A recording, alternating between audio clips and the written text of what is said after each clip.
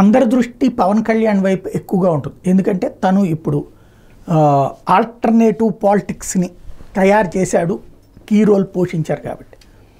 ఇప్పుడు ఆయన చెయ్యాలనుకున్నటువంటిది ఏదైతే ప్రతి నియోజకవర్గానికి 500 మందికి తలా 10 లక్షల రూపాయలు చొప్పున ఇచ్చి వాళ్ళని స్మాల్ స్కేల్ బిజినెస్ మెన్గా తయారు చేసి ఒక్కొక్కళ్ళు 4-5 ఉపాధి కల్పించడం అన్నటువంటి కాన్సెప్ట్, దాన్ని సహజంగా ఆయన చేయగలరు ఇప్పుడు. ఎందుకంటే డిప్యూటీ సీఎం ఆయన చెప్తే కాదనేటటువంటి పరిస్థితి లేదు.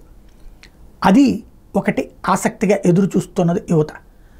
రెండవది వచ్చేటప్పటికి యువతరానికి సంబంధించి ఆయన చెప్పినటువంటి దాంట్లో అన్నిటికంటే యువతరమే కాదు రైతాంగానికి సంబంధించి కీలకమైనటువంటిది ఆయన చెయ్యాలని మనస్ఫూర్తిగా కోరుకుంటాను. ఎన్నోసార్లు నేనే వీడియోలు పోస్ట్ చేశాను. వ్యవసాయానికి నరేగాకి అనుసంధానం అన్నటువంటిది. వ్యవసాయానికి కూలీలు దొరకట్లా, ఎందుకంటే నరేగా పనులు ఉంటున్నాయి. మిగతా టైంలో ఇప్పుడు ఎక్కువ ఇంట్రెస్ట్ చూపించట్లేదు. ఈ ఇంపాక్ట్ పెద్ద ఎత్తున దెబ్బతీస్తుంది రైతులని. ఇక్కడ రైతుకి ఎక్కువ కూలీ పెట్టి తీసుకుంటేనేమో గిట్టుబాటు రావట్లేదు, తక్కువ కూలీ ఇస్తే మనిషి దొరకట్లేదు. దాంతో వ్యవసాయమే మానేస్తున్నటువంటి రోజుల్లో అనుసంధానం అన్నటువంటి ఒక మంచి కాన్సెప్ట్ తెర మీదకి తీసుకొచ్చారు.